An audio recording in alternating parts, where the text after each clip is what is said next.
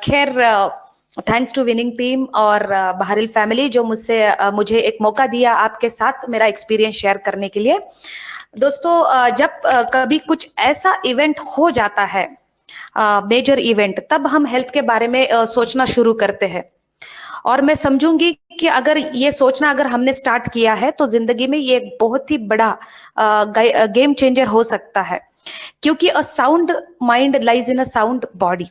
ठीक है, अगर साउंड माइंड नहीं होगा तो जिंदगी में बड़े बड़े मकाम भी हम हासिल नहीं कर पाएंगे।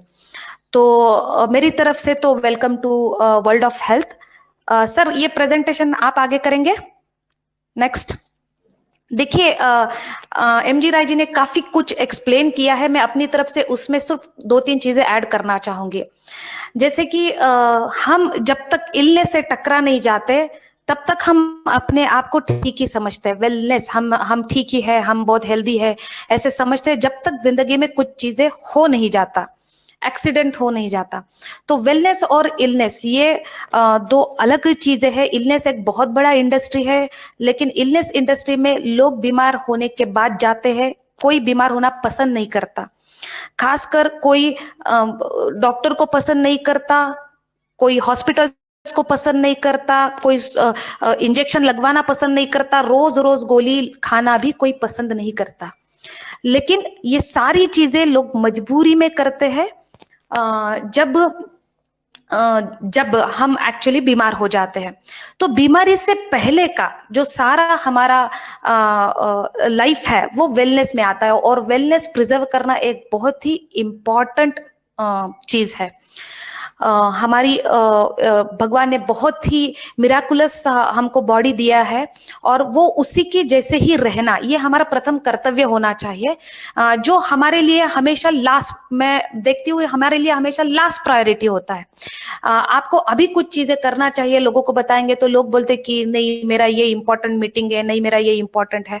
तो वेलनेस एक चीज है जहां पे हम हेल्दी होते हैं, हम बीमारी से दूर होते हैं, लेकिन वहां पे ही मैक्सिमम एक्टिविटी होना चाहिए ताकि हम ये हेल्दी कंडीशन में बने रहे।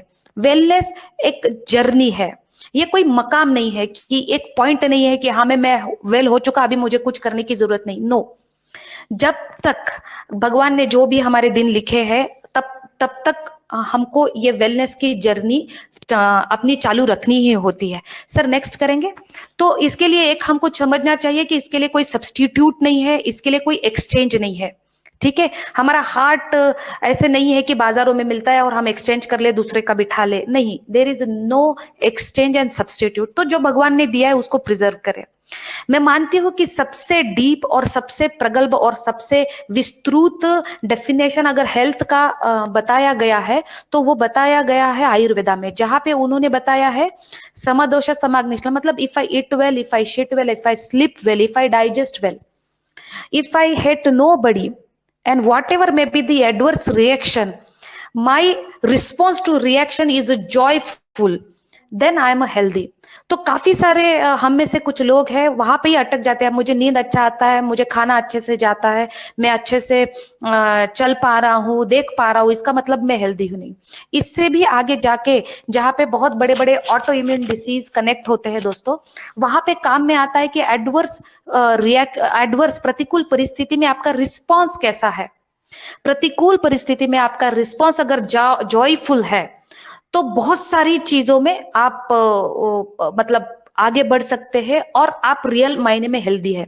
आप अच्छी नींद कर रहे हो लेकिन आप हमेशा दूसरे का बुरा चाहते हो तो आप हेल्दी नहीं हो। तो मेरे ओपिनियन में ये सबसे बड़ी विस्तृत, अभी तक ये डेफिनेशन वर्ल्ड हेल्थ ऑर्गेनाइजेशन को भी ऐड करना बाकी है, तो ये यहाँ पे लिखा हुआ है। ठीक है सर, नेक्स्ट। तो ये हेल्थ, सर नेक्स्ट। तो यहाँ हेल्थ के बारे में हमारी काफी सारी मिसअंडरस्टैंडिंग होती है, जैसे कि मैं कभी बीमार नहीं पड़ूंगा, अभी तो मैं ठीक हूं तो मैं ये सोचता हूं कि मैं कभी बीमार नहीं पड़ूंगा। दूसरा ये होता है कि doctor will take care of my health. देखो, ये सबसे बड़ी मिसअंडरस्टैंडिंग होती है कि कोई डॉक्टर हमारी हेल्थ की टेक केयर करेगा। देखिए, डॉक्टर मेडिसिन एक्सपर्ट है, अगर आपको कुछ इश्यूज हो गया तो वो इश्यूज के लिए क्या प्रिस्क्राइब करना उसके बारे में वो एक्सपर्ट है। हेल्थ का जानकारी और जिम्मेदारी ये हमारा ही कर्तव्य है, ये हमको समझना चाहिए। हमको ये लगता है कि मैं कोई ड्रग कंज्यूम करूंगा तो मैं हेल्दी, मतलब मैं छोटा सा गोली ले रहा हूँ और कुछ नहीं है, मैं पूरा ठीक हूँ लेकिन डायबिटीज का छोटा गोली लेता हूँ, मैं पूरा ठीक हूँ बीपी का छोटा गोली लेता हूँ। अगर आप छोटी गोली ही ले रहे हैं, इसका मतलब क्या है कि आपके बॉडी में मेटाबॉलिक डिस्टर्बेंस हो चुका है। तो ये मेटाबॉलिक डिस्टर्बेंस बैलेंस करना हमारा जिम्मेदारी है। ये छोटी गोली हमें मतलब अगर हम छोटी भी गोली ले रहे हैं तो क्यों ले रहे हैं, क्योंकि ऑलरेडी वहां पे डिस्टर्बेंस है। तो हमको ये समझना चाहिए। कुछ लोग समझते हैं कि बीमारी मेरी फेट है, कुछ लोग समझते हैं कि हेरिडिटरी है, मेरे माता पिता को डायबिटीज है तो मुझे आएगा ही। अभी काफी एमजी राय जी ने बहुत ही बढ़िया तरीके से बताया कि पॉजिटिव सोच आपका होना चाहिए।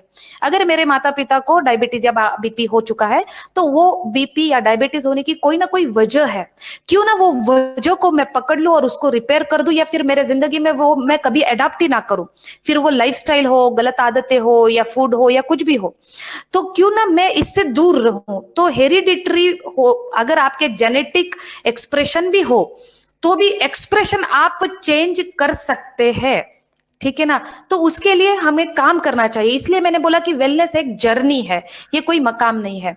आई वॉन्ट बी इल क्योंकि मैं एक्सरसाइज करता हूं। देखिए दोस्तों, ये मतलब बहुत दुखद बात है कि आज के तारीख में बीमारी होने की वजह बदल चुकी है और हमको ये जानना बहुत जरूरी है।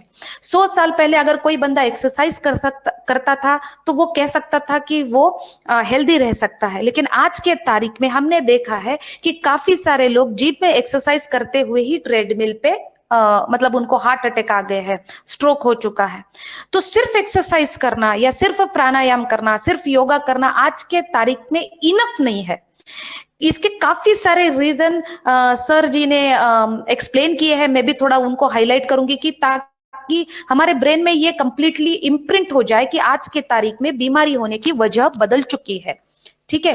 तो और कुछ हमारी मिसअंडरस्टैंडिंग होती है कि कोई भी डिसीज हो जाए उसके लिए कोई ना कोई गोली होता है, तो चिंता मत करो। जैसे कि अभी कोरोना आ गया तो लोग सोच रहे कि मैं कोरोना के प्रिवेंशन करने के बजाय जब उसका गोली आएगा तो मैं गोली ले लूं। भैया गोली क्यों लेना, आप क्यों आपने आपको एक्सपेरिमेंट करना चाहते हो सकता है कि वो इनफ ना हो सकता है कि आप लेने के लिए लेट हो जाए, हो सकता है कि चीजें हाथों से निकल जाए, ठीक है ना। तो सबसे पहले एक चीज होता है जो वेलनेस में हो, जैसे कि सर ने एक्सप्लेन किया कि प्रिवेंटिव, क्यों ना आप ये बीमारी से बचे। तो सर नेक्स्ट करेंगे, नेक्स्ट सर्वज्ञ जी नेक्स्ट। Thank you. नेक्स्ट, तो हेल्थ वर्सेस मनी काफी सारी बातचीत होती रहती है, हम भी काफी सारे सेमिनार में ये बात करते हैं हम सारे लोग। सर नेक्स्ट, तो डेफिनेटली हेल्थ और मनी दोनों इंपॉर्टेंट है, लेकिन अगर आप हेल्दी रहेंगे तो बड़े बड़े मकाम आप हासिल कर सकते हो। अर्लियर और अभी के इसमें बीमारी होने की वजह बदल चुकी है। पहले के जमाने में ज्यादातर बीमारियां होती थी जो कंटेजियस होती थी या फिर लोग उम्र होने से मरते थे। आज के तारीख में सर नेक्स्ट, आज के तारीख में ज्यादातर लोग मर रहे हैं क्योंकि ऑर्गन डिसफंक्शन हो रहा है। और सर नेक्स्ट, ऑर्गन डिसफंक्शन होने का सबसे बड़ा वजह है cellular deficiency, nutritional deficiency. Sir next, cellular nutrition deficiency होने का सबसे बड़ा रीजन है जो सर ने थोड़ा हाईलाइट किया कि हमको अडल्टरेटेड फूड मिल रहा है, अडल्टरेटेड वाटर है, पोल्यूटेड एयर है, साउंड पोल्यूशन है। सर नेक्स्ट, हम इसके साथ हम अपने जिंदगी में काफी सारे केमिकल्स ऐड कर रहे हैं। हमारे सुबह से रात तक मतलब गुड मॉर्निंग से गुड नाइट तक अलग अलग तरीके के 1000 केमिकल हम यूज कर रहे हैं। अगर हमें गुड नाइट भी हमारे सर एक वेट कीजिए, हमारे गुड नाइट भी सर बैक अगर हम लगा रहे हैं तो काफी सारे जो गुड नाइट से जाने वाले फ्यूम्स है वो हमारे स्किन से, हमारे नोज से बॉडी के अंदर एंटर कर रहे हैं। ये एक न्यूरोटॉक्सिन है। एक तो ऑलरेडी वातावरण में अडल्टरेशन है, फूड में अडल्टरेशन है, पानी में अडल्टरेशन है, साथ में ये सब केमिकल हम ऐड कर रहे हैं। उससे एडिशनली और चीजें हैं कि जैसे ये छोटी छोटी छोटी छोटी चीजों को लिए हम काफी सारे मेडिसिन लेते हैं। देखिए मेडिसिन, देखो हमारे इंडिया में ही सबसे ज्यादा मेडिसिन लिया जाता है छोटे छोटे कारणों के लिए, वो भी डॉक्टर से बिना सलाह लिए। डायरेक्टली मेडिकल शॉप में जाता है, मुझे ये हो रहा है, मुझे वो हो रहा है, ये गोली दे दो, वो दे दो, मेरा सर दर्द हो रहा है, सर दर्द का गोली दे दो, मेरा पैर में दर्द हो रहा है, गोली दे दो, वोमिटिंग हो रहा है, गोली दे दो, गैस्ट्रिक हो रहा है, गोली दे दो। हमारे ही देश में डॉक्टर के बिना सलाह, नहीं तो ओवर द काउंटर ऐसे मेडिसिन दूसरे देशों में सेल बहुत ही कम होते हैं। ज्यादा यूज मेडिसिन का हमारे देश में, क्यों हमारा देश बना है heart capital, heart disease capital, diabetes capital, सबसे बड़ी और बहुत बड़ी वजह है क्योंकि कुछ मेडिसिन ऐसे हैं कि लगातार लेने की वजह से हमको डायबिटीज, बीपी और हार्ट की प्रॉब्लम होती है, किडनी फेल होता है, यहाँ तक कैंसर भी होता है। आपके जानकारी के लिए बता दूं, एक मामूली सी गोली आती है जी, antacid pantoprazole proton pump inhibitor, और वो हम लेते हैं, हम बोलते हैं कि बढ़िया से बढ़िया एसिडिटी की गोली दो, बहुत एसिडिटी हो रहा है। देखिए अगर एसिडिटी हो रहा है, अगर आपको पैरों में दर्द हो रहा है, सर में दर्द हो रहा है, तो ये क्या है? ये कोई प्रॉब्लम नहीं है। आप समझिए ये आपका ही शरीर है और वो आपके साथ कम्युनिकेट कर रहा है कि अंदर कुछ सही नहीं है। अगर आपको एसिडिटी हो रहा है तो इंडाइजेशन है, क्यों ना आप डाइजेशन रिपेयर करो। अगर आपको सर में दर्द हो रहा है तो काफी कुछ वजह हो सकती है, ब्रेन फॉग हो सकता है ब्रेन के लिए जरूरी पोषकांश आपके शरीर में कम पड़ रहा है, लेकिन उसको मरते नजर नहीं रखते, उसको नजरअंदाज करके हम जाते हैं मेडिकल काउंटर में, हाँ चलो हमको एलर्जी का गोली दे दो, हमको एंटासिड का गोली दे दो, हमको पेन किलर का गोली दे दो। हम डॉक्टर से भी नहीं पूछते। इससे होता क्या है, एक एग्जांपल जैसे मैंने बताया, प्रोटॉन पंप इनहिबिटर पेंटाप्रोजोल एक एंटासिड है, अगर उसको खाएंगे, उसका स्टडी 2 से 3 साल का, मतलब जिन्होंने तैयार किया है उन्होंने 2-3 साल का उनका रिजल्ट भेजा है कि ये गोली 2-3 साल यूज करेंगे तो क्या होगा। आप देखोगे कि ये गोली खाएंगे तो उससे गैस्ट्रिक कैंसर होने की संभावना है। तो हम ये गोली खा के कर क्या रहे हैं, हम ये गोली खा के इनवाइट कर रहे हैं। और दूसरा प्रोटॉन पंप इनहिबिटर है या कोई एंटासिड्स है, वो हमारे शरीर में बहुत ही इंपॉर्टेंट है। अभी राय सर जी ने बताया कि विटामिन और मिनरल्स बहुत इंपॉर्टेंट है, लेकिन जब हम ऐसी एंटासिड गोली खाते हैं तो वो हमारे बॉडी में ना तो मैग्नीशियम एब्जॉर्ब होने देता है, ना तो कैल्शियम एब्जॉर्ब होने देता है, ना तो B12 हमारे बॉडी में एब्जॉर्ब होने देता है या उसको सही तरीके से मैन्युफैक्चर होने देता है, ऊपर से हमारे लीवर एंजाइम को ब्लॉक कर देता है। मतलब एक एसिडिटी के गोली हम जो खा रहे हैं उसकी वजह से हम पूरा डाइजेशन प्रोसेस को कंफ्यूज कर रहे हैं, ऊपर से हमारे बॉडी में न्यूट्रिशनल डिफिशियंसी हम खुद पैदा कर रहे हैं। तो हमको ये समझना चाहिए कि इनडाइजेशन हो या पेन, एक पेन किलर ही ले लीजिए। अगर आप पेन किलर ले रहे हो तो पेन किलर समझो, हम हफ्ते में 2 बार ही पेन किलर, काफी सारे लोग मुझे बोलते हैं कि रेगुलर नहीं लेते हम मैडम, हम हफ्ते में 1 बार कभी कभार तो ले लेते हैं। ऐसा अगर आप हफ्ते में 1 बार, देखिए वोवेरॉन जैसे पेन किलर है जो बहुत फेमस है, ओवर द काउंटर मिलते हैं, विदाउट डॉक्टर प्रिस्क्रिप्शन मिलते हैं, अगर हम लेते हैं, ये मेरा कहना नहीं है, उनके मैन्युफैक्चरर का कहना है, अगर एक गोली आज आप लोगे तो 5 साल के बाद भी अगर आपको हार्ट अटैक हुआ है तो वो गोली की वजह से हो सकता है। ये मैं नहीं कह रही, गोली के मैन्युफैक्चरर कह रहे हैं। तो हमको ये ध्यान में रखना है कि इस तरीके के ये स्पेसिफिक केमिकल्स है, और अगर हम वो बॉडी को इंट्रोड्यूस कर रहे हैं, बॉडी के बारे में हम कुछ जानते नहीं है, तो डेफिनेटली कहीं ना कहीं पे हम हार्म कर रहे हैं।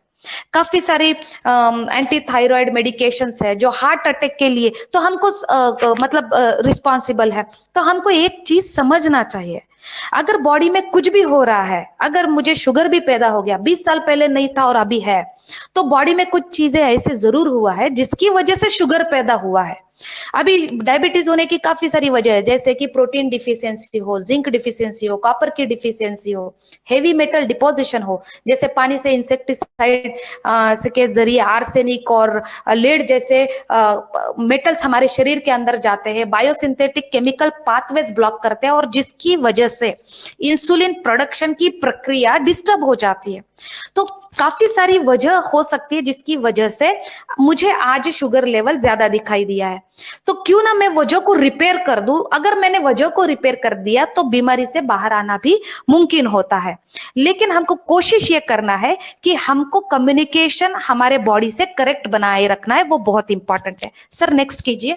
तो ये इंपॉर्टेंट चीजें हमको ध्यान में रखना है। ये चीजों का जो रिजल्ट है कि काफी सारी बीमारियां है।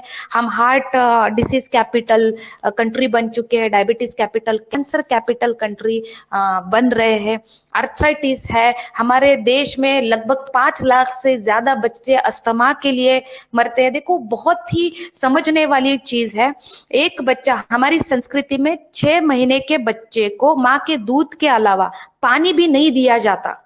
और हम जब बच्चा 3 दिन का नहीं होता, अगर उसका नोज अगर ब्लॉक है तो उसको इम्यूनिटी बढ़ने के, जैसे डॉक्टर जी ने बताया, एंटीबॉडीज बढ़ जाता है, इम्यूनिटी पावर बढ़ जाता है, हमारे इम्यूनिटी सेल्स को पता चल जाता है लड़ना कैसा। पर हम लड़ने के लिए बच्चे को छोड़ते नहीं। हम क्या करते हैं, 3 दिन का ही बच्चा होता है, अगर उसका नोज ब्लॉक हो गया, थोड़ा सा उसको सर्दी खांसी भी हो गया, तो जाते हैं और मेडिसिन डाल देते हैं।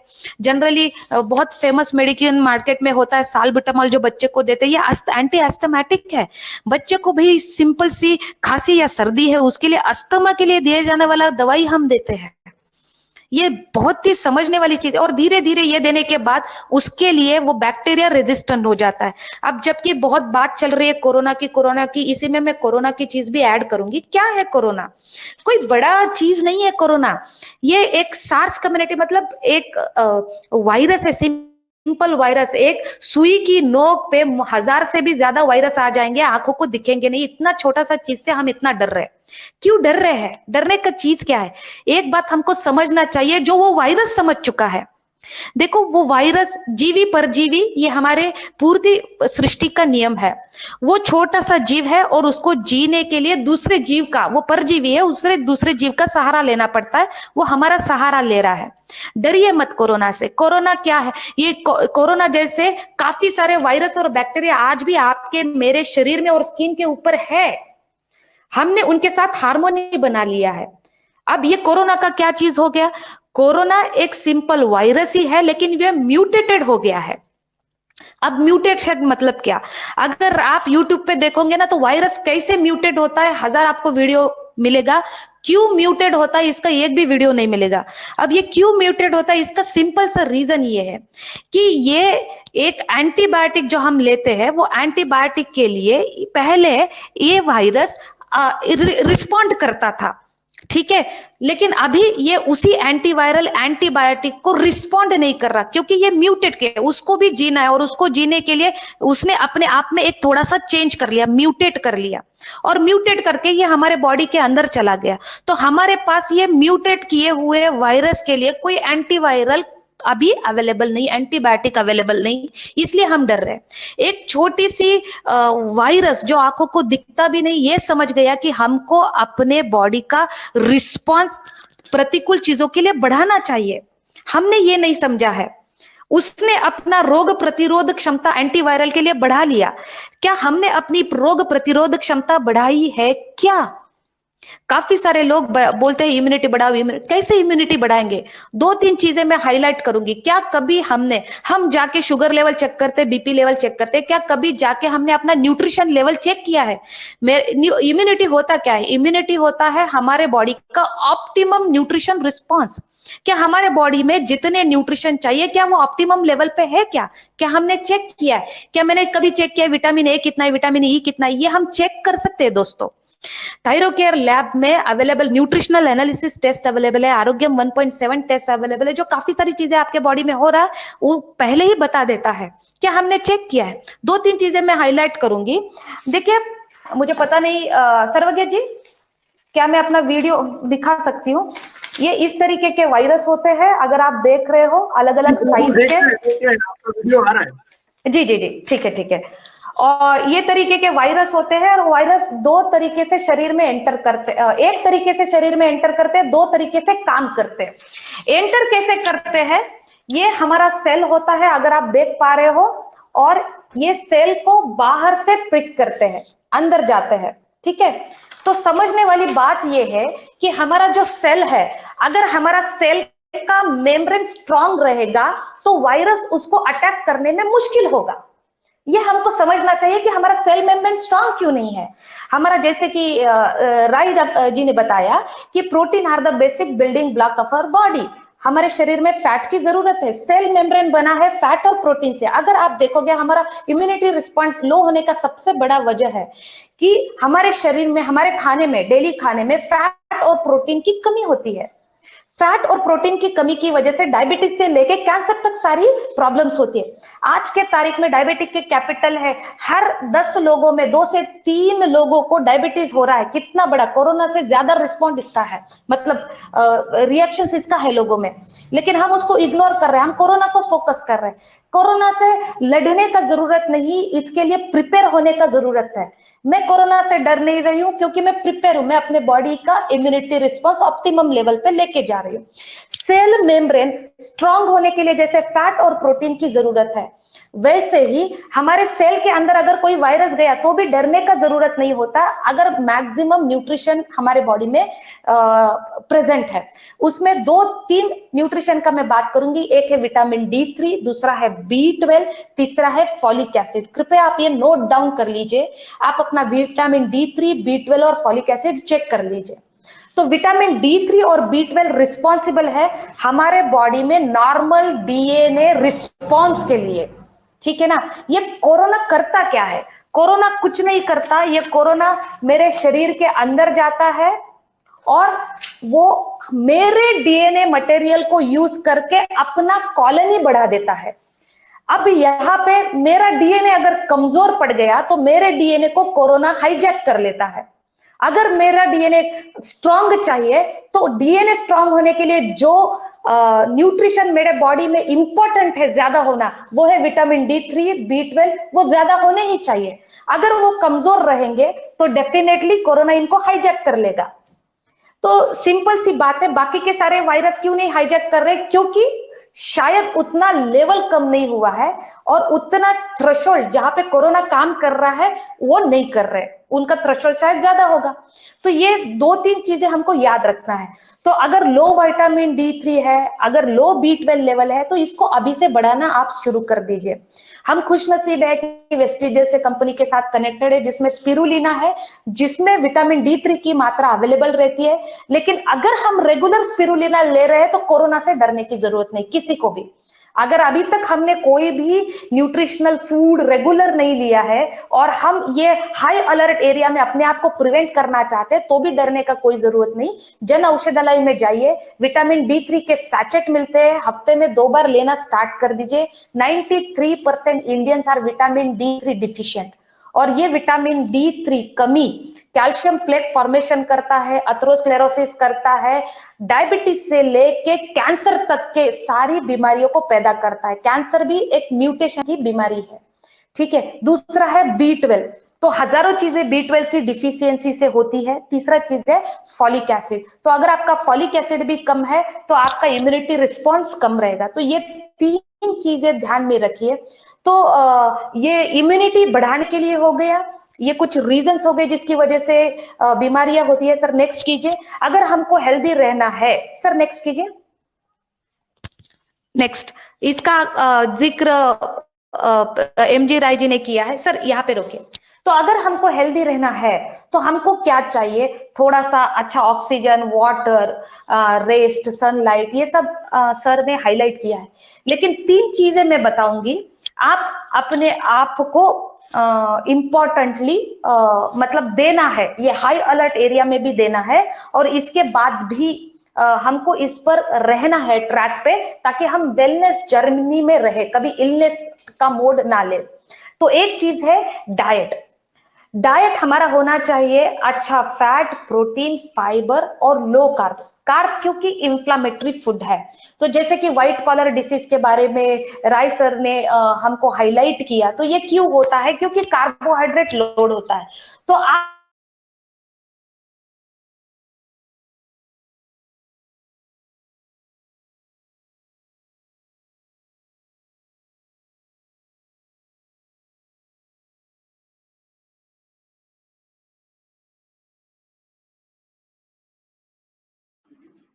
पल्लवी जी का शायद कोई इंटरनेट का इशू हुआ है शायद, इसीलिए। हाँ जी जी, आगे आगे we can hear you, please please continue. हाँ, इसी के साथ हमारे पास किडनी हेल्थ है। हमारे बॉडी में दो फिल्टर ऑर्गन है, एक है लीवर, दूसरा है किडनी। तो काफी सारी चीजें हमारे लीवर को क्लीन करती है, जैसे कि टॉक्सिन्स है, गैनोडर्मा है। किडनी को भी क्लीन करने के लिए किडनी हेल्थ हमारे पास मौजूद है, कृपया उसको यूज कीजिए। काफी सारे प्रोडक्ट इन्होंने हाईलाइट किए एमजी राय सर ने। तो एक है डाइट जो होना चाहिए, बहुत सारे fibre, fat and protein rich. Carbohydrate जितना कम ले सके उतना लीजिए, क्योंकि ये इंफ्लामेटरी फूड।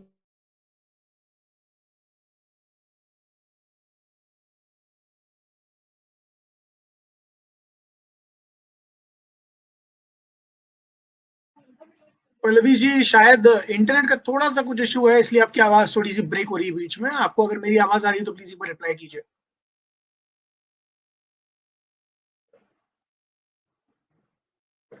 दिखाते थे, धूप में सेकते थे। क्यों करते थे ऐसा?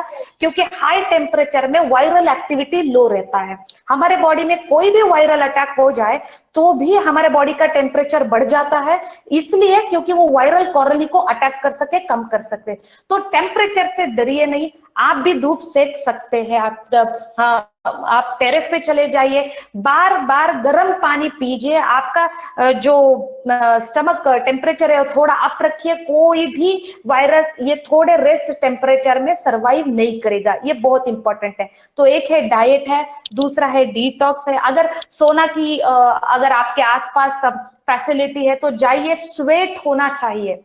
स्वेट से काफी सारी बॉडी डिटॉक्स हो जाती है। तो डाइट है, डिटॉक्स है, तीसरा चीज है सप्लीमेंट्स। और सप्लीमेंट में काफी सारे सप्लीमेंट सर ने बताए, वर्जिन कोकोनट ऑयल आप जरूर ऐड कीजिए। ये हमारे सेलुलर मेम्ब्रेन्स को स्ट्रांग होने के लिए मदद करता है। फिलहाल के लिए विटामिन सी जन औषधालय में अवेलेबल होता है। कम से कम 5 ग्राम विटामिन सी आप प्रिवेंशन के लिए यूज कर सकते हैं। आप कोरोना से डरने का जरूरत नहीं है, क्योंकि मैं रिसेंट डाटा देख रही थी कोरोना का, तो मुझे पता चला 3,93,000 केसेस डिटेक्ट हो चुका है। उसमें से सिर्फ 17,200 लोगों का मौत हो चुका है। बाकी के सारे लोग रिकवर्ड और रिकवरिंग स्टेज में है। तो डरने का बात नहीं है। हमको सिर्फ क्या करना है, इसको इम्यूनिटी स्ट्रांग करना है, तो हम इससे बच सकेंगे। दूसरा, अगर किसी को कोरोना डिटेक्ट भी होता है तो टेंशन मत लीजिए, वो टाइम पे भी आपका इम्यूनिटी पिक लेवल पे लेके जाइए। हमारे पास काफी सारे इम्यूनिटी बूस्टर्स है, कुरकुमिन है, सेबेक्टॉन है, और सर जी ने बताया आंवला वगैरह सारे चीजें। स्पेशली आप क्या कीजिए, विटामिन D3 लीजिए, जिंक लीजिए, मैग्नीशियम लीजिए। आपको ये सारा के सारे जन औषधि या फिर न्यूट्रिशन शॉप में मिल जाएंगे। आप ले सकते हैं विटामिन C 5 से 10,000 ग्राम डेली, या फिर बॉवेल टॉरल, मतलब थोड़ा मोशन ना हो जाए, 2-3 बार डिसेंट्री ना हो जाए। ये बहुत बढ़िया तरीके से एक प्रोटेक्शन कवर आपका बनाए रखेगा, ताकि वायरस एंटर ना करे। अगर एंटर किया तो चला भी जाए। तो कोरोना से लड़ने के लिए हमको पैनिक होने का कोई जरूरत नहीं है। कुछ मेजर्स है हम उसके लिए ले सकते हैं कोरोना के लिए। पैनिक होने का जरूरत नहीं है। न्यूज ज्यादा मत देखिए, क्योंकि न्यूज में डेथ रेट और बहुत सारा मतलब सीवियरिटी दिखाते हैं। उससे हमारा अगर माइंड स्ट्रांग नहीं रहेगा तो हमें ये अफेक्ट हो सकता है। और नॉर्मल खांसी भी रहेगा तो हम सोचने लगेंगे कोरोना है क्या। तो न्यूज पैनिक मत होइए, न्यूज थोड़ा कम देखिए। बाकी के पॉजिटिव मेंटल एटीट्यूड के कोई चैनल्स है, बुक्स है, तो हमको पढ़ना चाहिए। कोई नया मेडिकल इन्वेंशन के लिए मत देखिए, क्योंकि ये अभी का हिस्ट्री नहीं है। जैसे कि सर ने बोला था, एबोला आ गया, निम्फा आ गया, स्वाइन फ्लू आ गया था, पता नहीं और कोरोना के बाद क्या क्या आएगा। यहाँ पे दुनिया एंड नहीं होगा।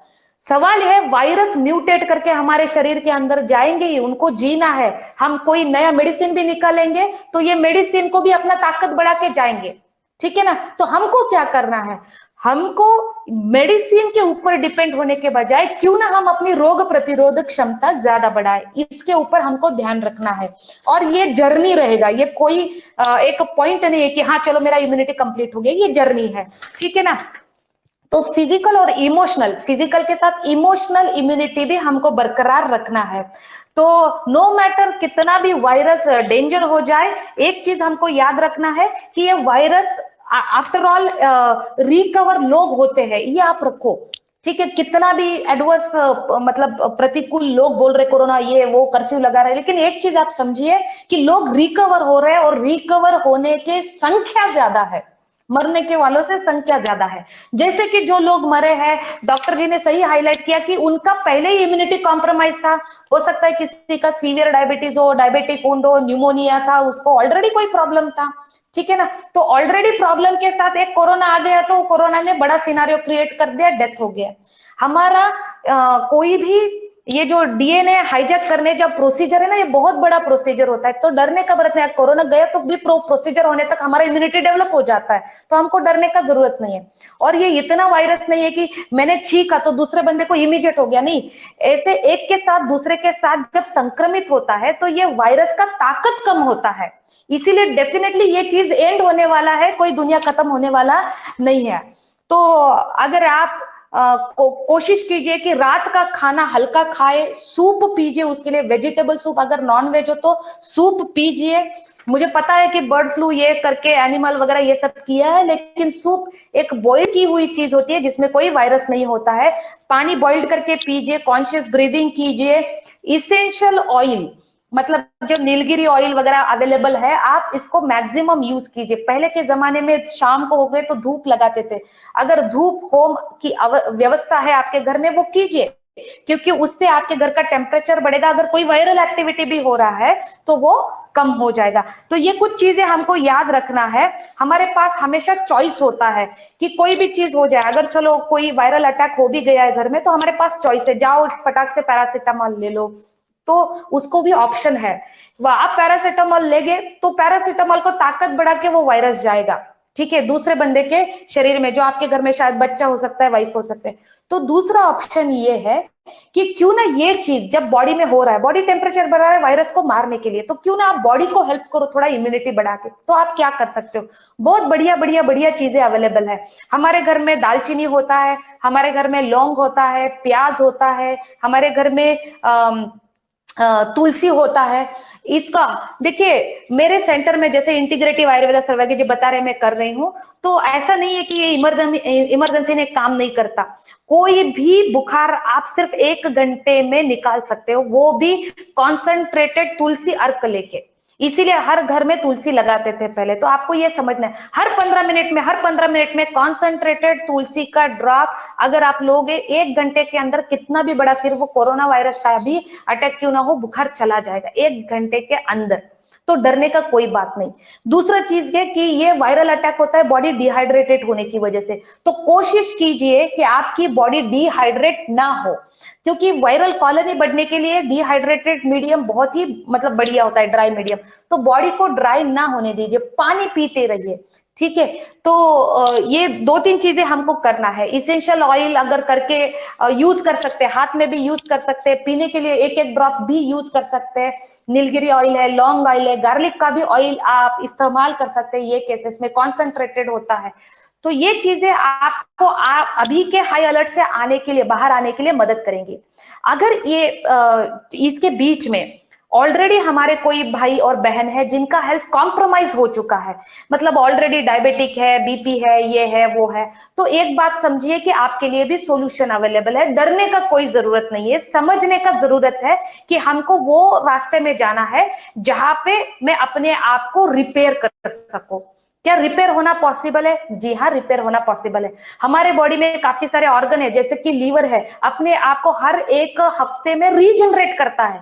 अगर लीवर रीजनरेट करता है तो हमको डरने की जरूरत क्या है? सिर्फ उसके रीजनरेशन के लिए जो रॉ मटेरियल चाहिए हमारे बॉडी को, वो हमको देना जरूरी है। विदाउट रॉ मटेरियल वो रीजनरेट नहीं कर पाएगा, ठीक है ना।